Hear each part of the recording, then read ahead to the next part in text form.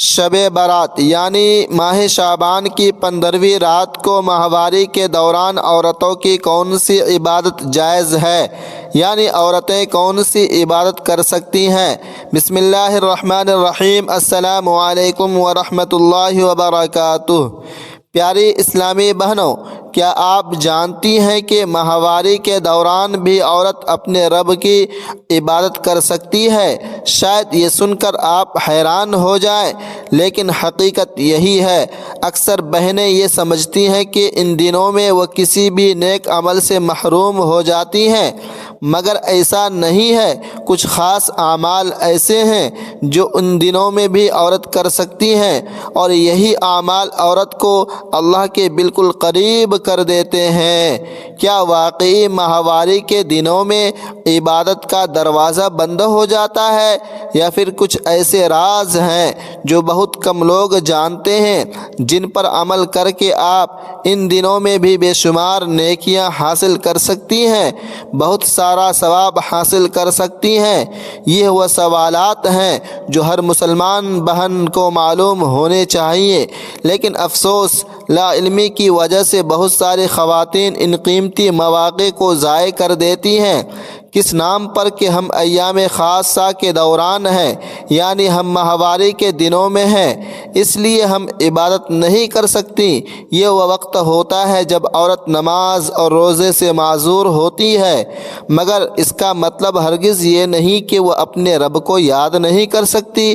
ایسے اذکار، دعائیں اور اعمال موجود ہیں جو نہ صرف جائز ہیں بلکہ اللہ کی قربت کا ذریعہ بھی بنتے ہیں۔ اکثر خواتین اس معاملے میں الجھن کا شکار رہتی ہیں کہ ان دنوں میں کون سی عبادت جائز ہے، کون سا ذکر کرنا چاہیے اور کیا یہ چیزیں ممنوع ہیں۔ آج ہم ان تمام خاص عبادتوں کے بارے میں بات کریں گے جو نہ صرف ان دنوں میں جائز ہے بلکہ ان کا اجر بھی کم نہیں ہوتا۔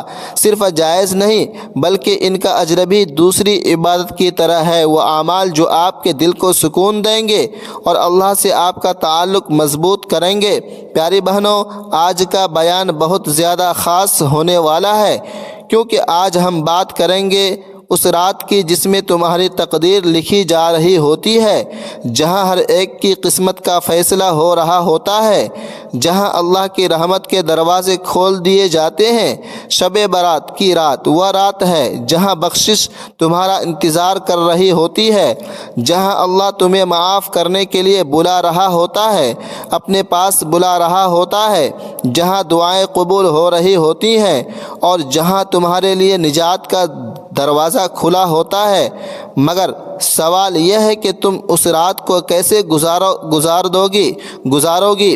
یہ چند خاص اعمال کر لو، چاہے تم حیض کی حالت میں کیوں نہ ہو، پھر بھی تمہاری ہر عبادت قبول ہوگی۔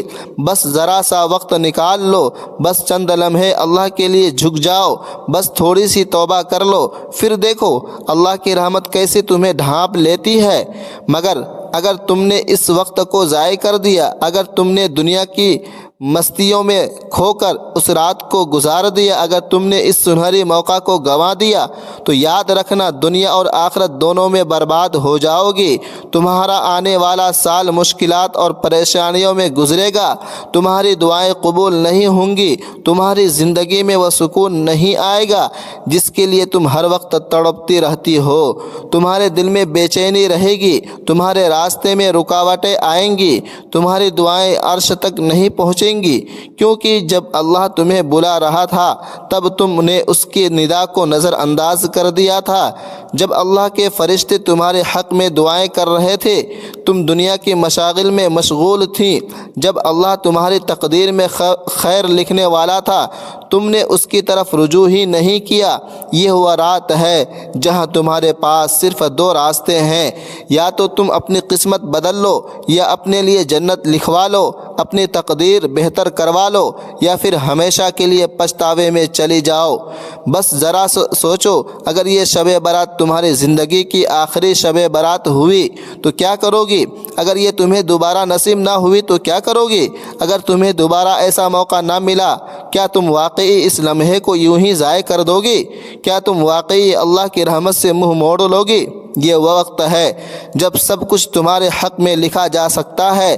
جو تم مانگو گے، جو تم چاہو، جیسا چاہو ویسا ہو سکتا ہے، مگر فیصلہ تمہیں خود کرنا ہوگا کہ تم کیا چاہتی ہو، رحمت یا محرومی، بخشش یا بربادی، جنت یا جہنم۔ فیصلہ آپ کے ہاتھ میں ہے۔ اگر آپ نے اس رات کو ضائع کر دیا تو پھر یاد رکھنا زندگی میں مشکلات بڑھ جائیں گی، دل کی بے سکونی کبھی ختم نہیں ہوگی، اور گھر سے برکت ہمیشہ کے لیے اٹھ جائے گی۔ تمہاری کامیابی کے راستے بند ہو جائیں گے، اور سب سے بڑھ کر جب قیامت کے دن اللہ آپ سے پوچھے گا کہ میں نے تمہیں شب برات جیسی رات عطا کی تھی، تم نے اس میں کیا کیا، تو تمہارے پاس کیا جواب ہوگا؟ ناظرین محترم، اگر تم خود فیصلہ کرو کہ تم نے اس رات کو کیسے گزارنا ہے، کیا تم اللہ کو اپنا سب کچھ سونپ کر اس کی رحمت میں آنا چاہتی ہو، یا پھر اس مبارک رات کو برباد کر کے ہمیشہ کے لیے محروم ہو جانا چاہتی ہو؟ فیصلہ آپ کے ہاتھ میں ہے، فیصلہ آپ کے ہاتھ میں ہے۔ کیا آپ جانتی ہیں کہ وہ کون سے خاص وظائف ہیں جو ماہواری کے دوران کیے جا سکتے ہیں، یعنی پیریڈ کے دنوں میں کیے جا سکتے ہیں؟ کیا آپ وہ راز جاننا چاہتی ہیں جو ان دنوں میں آپ کے عبادت کو جاری رکھنے میں مدد کر سکتے ہیں؟ اگر ہاں تو پھر اس بیان کو مکمل توجہ کے ساتھ سنیں، کیونکہ شاید آج کی معلومات آپ کی زندگی بدل دے۔ اب سب سے پہلے بات کرتے ہیں شب برات کی فضیلت کیا ہے۔ شب برات وہ مبارک رات ہے جس میں اللہ تعالیٰ کی رحمت انسان کے بالکل قریب آ جاتی ہے۔ ایک ایسی رات جس میں مقدر لکھے جاتے ہیں، آنے والے سال میں کیا ہوگا وہ لکھا جاتا ہے، رزق تقسیم کیا جاتا ہے، اور بخشش کے دروازے کھول دیے جاتے ہیں۔ یہ رات عام راتوں کی طرح نہیں ہے، بلکہ ایک ایسا خاص موقع ہے جہاں اللہ تعالیٰ اپنے بندوں کو معاف کرنے کے لیے زمین و آسمان پر رحمتوں کا نزول فرماتا ہے اور ندا دیتا ہے کہ ہے کوئی مغفرت مانگنے والا جسے بخش دیا جائے، ہے کوئی مصیبت زدہ جس کی مشکل آسان کر دی جائے، ہے کوئی روزی کا طلبگار جس کا رزق کشادہ کر دیا جائے۔ اور اللہ کی یہ رحمت اس وقت تک جاری رہتی ہے جب تک فجر کی اذان نہ ہو جائے۔ میرے کریم نبی صلی اللہ علیہ وسلم نے فرمایا، اس رات اللہ تعالیٰ بنی کلب کی بکریوں کے بالوں سے بھی زیادہ لوگوں کی مغفرت فرما دیتا ہے، یعنی بے شمار لوگوں کو معاف کر دیا جاتا ہے، مگر اس میں کون لوگ شامل ہیں اور کون نہیں ہوتے اس کا فیصلہ میرا خدا کرتا ہے۔ مگر جو لوگ اس میں شامل نہیں ہوتے وہ خاص طور پر شرک کرنے والے لوگ ہوتے ہیں، دل میں کینہ رکھنے والے ہوتے ہیں، یا قطع رحمی یعنی رشتہ کو توڑنے والے ہوتے ہیں۔ اس لیے ہمیں چاہیے کہ اس رات میں اپنے دلوں کو صاف کر دیں اور سب کو معاف کر دیں، اور سچے دل سے خدا کے حضور توبہ کریں، اللہ کی رحمت کو حاصل کرنے کی کوشش کریں۔ ناظرین محترم، یہ رات دراصل سال بھر کے فیصلوں کی رات بھی ہے۔ اسی رات تقدیر لکھی جاتی ہے، کس کی زندگی کا خاتمہ ہوگا، کس کو نیا رزق عطا کیا جائے گا، کس کو عزت ملے گی اور کس کے مقدر میں کیا لکھا جائے گا۔ یہ سب کچھ اسی رات میں طے کیا جاتا ہے۔ اسی لیے بزرگان دین نے اس رات میں جاگ کر عبادت کرنے کا کہا ہے۔ وہ خود بھی عبادت کیا کرتے تھے، نوافل پڑھتے تھے، توبہ استغفار کرتے تھے، اور اللہ کے حضور سجدہ ریز ہو کر دعائیں مانگتے، کیونکہ یہ وہ وقت ہوتا ہے جب اللہ کی خاص تجلیات نازل ہوتی ہیں، بندوں کے گناہ معاف کیے جاتے ہیں، نیک اعمال کے دروازے کھول دیے جاتے ہیں، اور وہ لوگ جو گناہوں میں ڈوبے ہوئے ہیں اگر اخلاص کے ساتھ توبہ کر لیں تو ان کے لیے بھی نجات کے دروازے کھل جاتے ہیں۔ ناظرین محترم، جو بہت زیادہ گناہگار ہوں، جنہوں نے زمین سے لے کر آسمان تک جتنے گناہ کیے ہوں، جنہوں نے درختوں کے پتوں کے برابر گناہ کیے ہوں، اللہ تعالیٰ اس رات کے صدقے ان گناہگاروں کے گناہ بھی معاف کر دیتا ہے۔ اگر وہ سچے دل سے توبہ کر لیں اس رات کی عبادت کا ثواب 1000 گنا زیادہ ہے۔ جو بھی اس رات میں تہجد ادا کرے گا، نفل نماز پڑھے گا، ذکر اذکار کرے گا، وہ اللہ کی خاص رحمت کا مستحق ہوگا۔ جو بھی دعا کرے اللہ اسے رد نہیں کرے گا۔ یہ رات عذاب سے بچنے، آزمائش سے باہر نکلنے اور اللہ کی رضا حاصل کرنے کا بہترین موقع ہے۔ جو لوگ دل سے اپنے رب کے قریب ہو جانا چاہتے ہیں ان کے لیے یہ رات کسی نعمت سے کم نہیں۔ میرے کریم نبی صلی اللہ علیہ وسلم خود بھی اس رات میں جنت البقیع تشریف لے جاتے اور وہاں مدفون مسلمانوں کے لیے دعا کرتے۔ ہمیں بھی چاہیے کہ اپنے مرحومین کو یاد کریں، ان کے لیے اس رات صدقہ اور خیرات کریں، کیونکہ یہ رات رحمتوں اور برکتوں کی رات ہے جس میں کئی گنا زیادہ عبادت کا ثواب دیا جاتا ہے۔ اس میں کئی عبادت دیے گئے ہیں، صدقہ اور مانگی گئی دعائیں کبھی رد نہیں ہوتی۔ یہی وجہ ہے کہ اہل علم اس رات کو عبادت میں گزارنے کی تاکید کرتے ہیں اور اسے غنیمت جاننے کا درس دیتے ہیں۔ یہ وہ موقع ہے جب قسمت بدل سکتی ہے، جب گناہ مٹ سکتے ہیں، جب دعا کی قبولیت کے دروازے کھل سکتے ہیں، جب بخشش کی امید پیدا ہو سکتی ہے، جب رب اپنے بندوں کو بے حساب نواز سکتا ہے۔ بس شرط یہ ہے کہ انسان سچے دل سے اس کی طرف رجوع کر لے، اس سے معافی مانگے، اپنے گناہوں پر شرمندہ ہو، نادم ہو، اپنے دل کو ہر کدورت سے پاک کرے اور اللہ سے اپنے لیے، اپنے والدین کے لیے، اپنے عزیزوں کے لیے اور پوری امت مسلمہ کے لیے خیر و بھلائی کی دعائیں کریں، کیونکہ یہ رات دوبارہ ملے گی یا نہیں ملے گی کوئی نہیں جانتا، مگر اگر یہ نصیب ہو گئی، اگر اس میں عبادت کرنے کا موقع مل گیا تو پھر اگر اس رات میں رحمت حاصل کرنے کا موقع مل گیا تو پھر دنیا اور آخرت دونوں سنور جائیں گی۔ اللہ تعالیٰ فرماتا ہے یہ وہ رات ہے جس میں تمام حکمت والے فیصلے کیے جاتے ہیں، زندگی، موت، رزق، عزت، ذلت سب کچھ مقدر لکھ دیا جاتا ہے۔ اس رات میں اللہ کی رحمت اپنے عروج پر ہوتی ہے، مغفرت کے دروازے کھلتے ہیں اور جو مانگنے والا ہوتا ہے اسے عطا کیا جاتا ہے، مگر افسوس کہ بہت سے لوگ اس عظیم رات کی قدر نہیں کرتے۔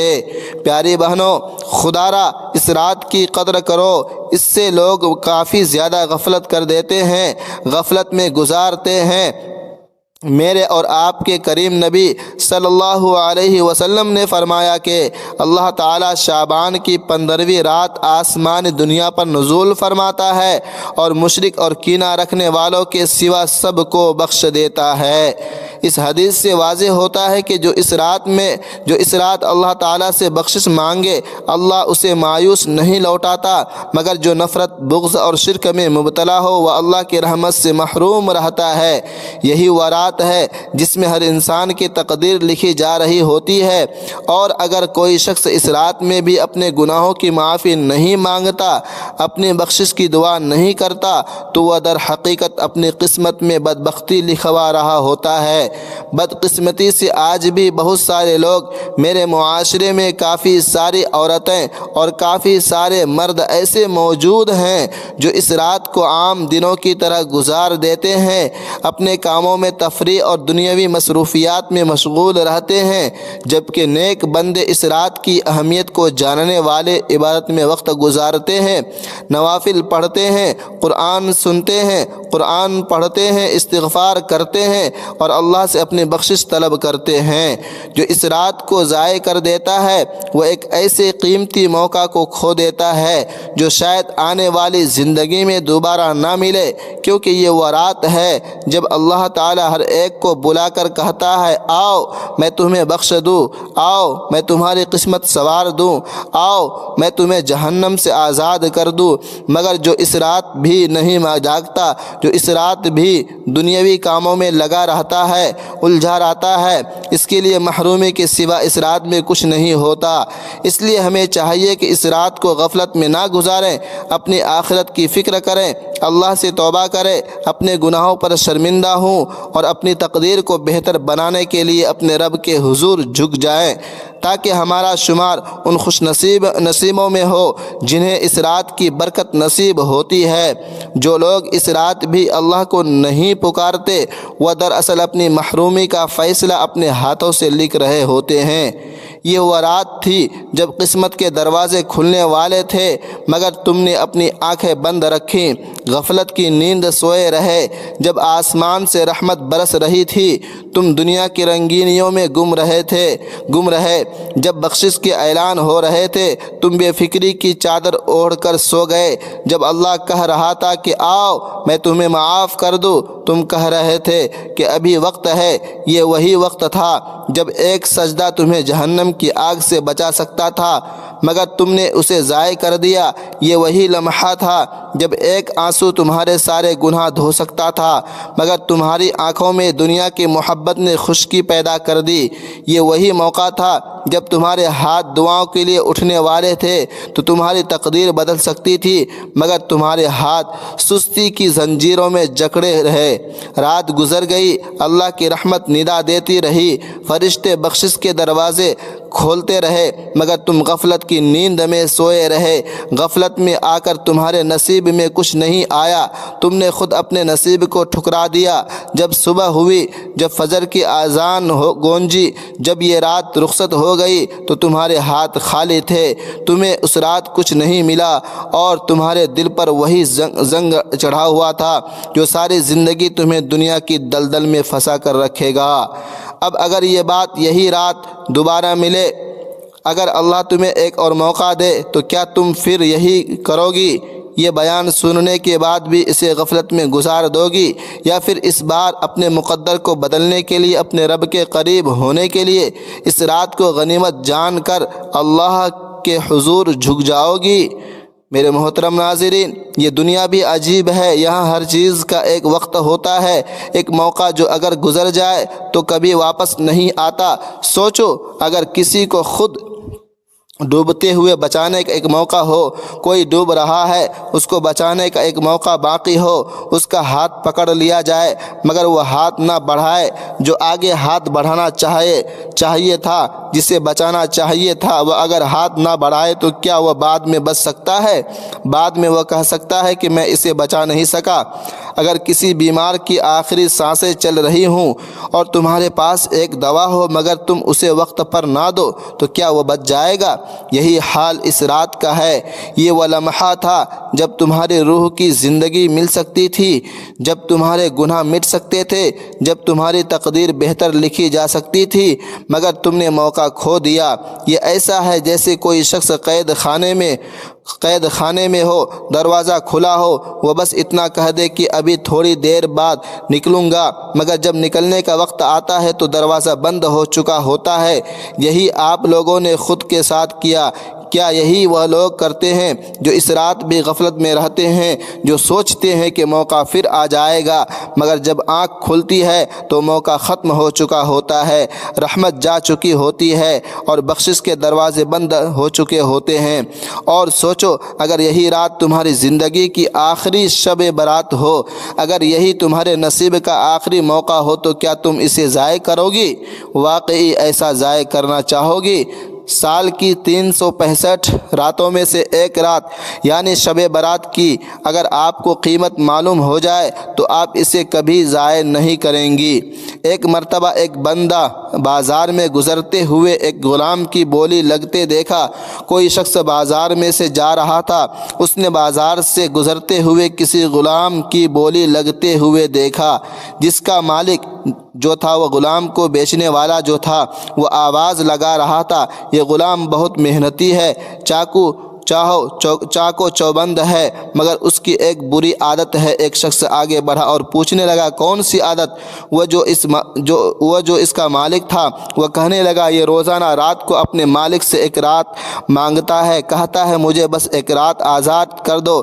یہ سن کر سب حیران ہوتے ہیں، مگر ایک شخص اسے خرید لیتا ہے، اور جب رات آتی ہے تو غلام اپنے مالک سے کہتا ہے آقا مجھے ایک رات کے لیے آزاد کر دے۔ مالک حیران تو ہوا مگر اسے اجازت دے دی۔ وہ غلام ساری رات عبادت میں گزار دیتا، آنسو بہاتا، اپنے رب کے حضور گڑ گڑاتا روتا ہے، سجدے میں جا کر کہتا ہے یا اللہ یہ دنیا کے مالک نے مجھے ایک رات کی آزادی دے دی، کیا تو مجھے ہمیشہ کے لیے اپنی رحمت میں جگہ نہیں دے گا؟ یہ غلام جب مر گیا تو اس کے مالک نے خواب میں دیکھا کہ وہ جنت کے باغات میں چل رہا تھا، روشنی میں لپٹا ہوا تھا اور فرشتے اس کا استقبال کر رہے تھے۔ اس نے حیران ہو کر پوچھا یہ مقام تجھے کیسے ملا؟ غلام مسکرا کر کہا بے بس وہ ایک رات ہے، میں نے دنیا میں ایک رات خریدی تھی اور اللہ نے مجھے ہمیشہ کی آزادی دے دی۔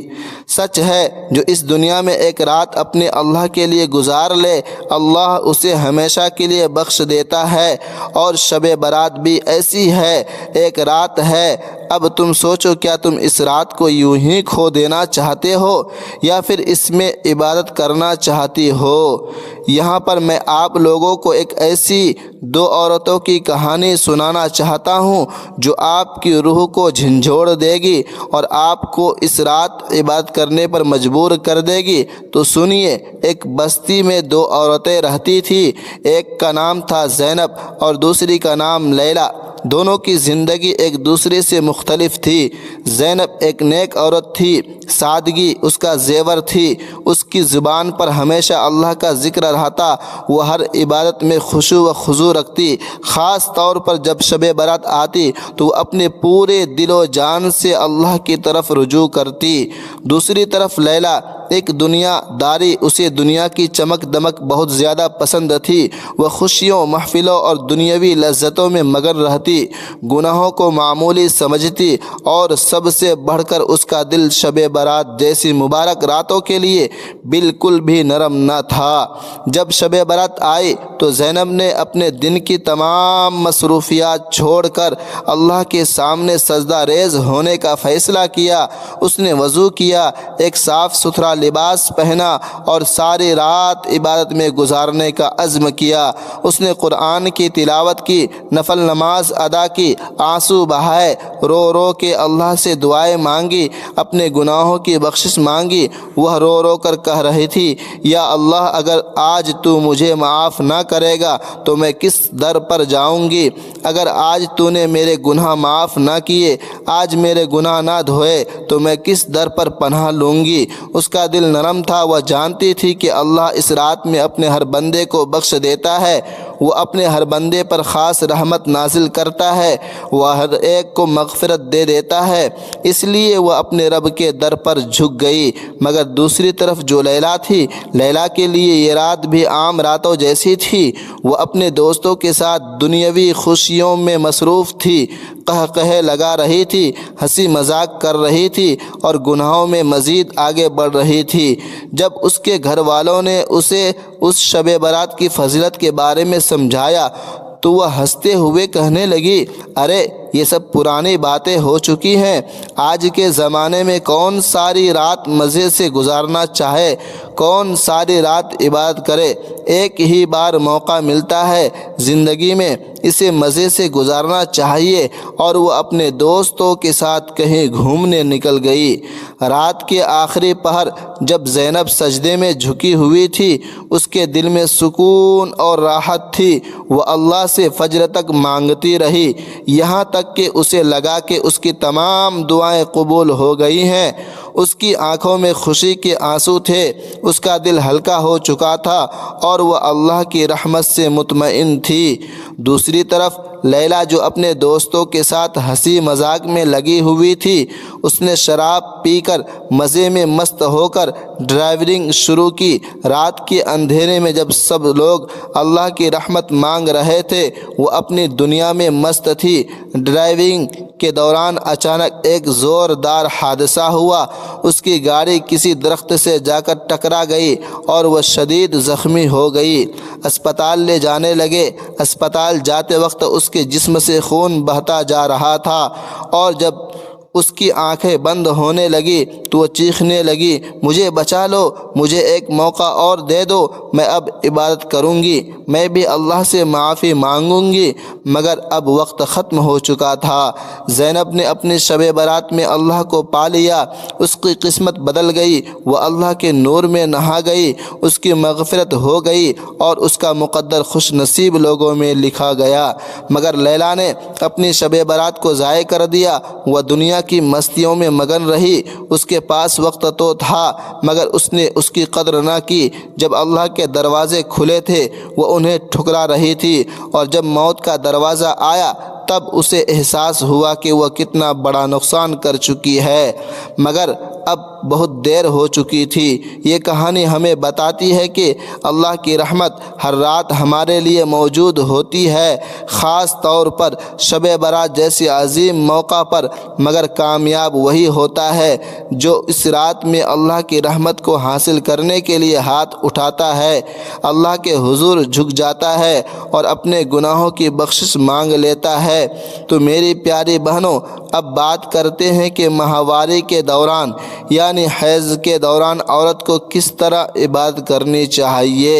شب برات جیسی عظیم رات میں ہر مسلمان عبادت میں مشغول ہو کر اپنی بخشش کی دعا مانگتا ہے، مگر وہ بہنیں جو ماہواری کی حالت میں ہوتی ہیں، ناپاکی کی حالت میں ہوتی ہیں، وہ اکثر الجھن میں رہتی ہیں، سوچتی ہیں کہ اس مبارک رات میں وہ کون سی عبادت کرے، کیا وہ اس عظیم رات کو برکتوں سے محروم رہیں، کیا اللہ انہیں اس رات میں معاف نہیں کرے گا؟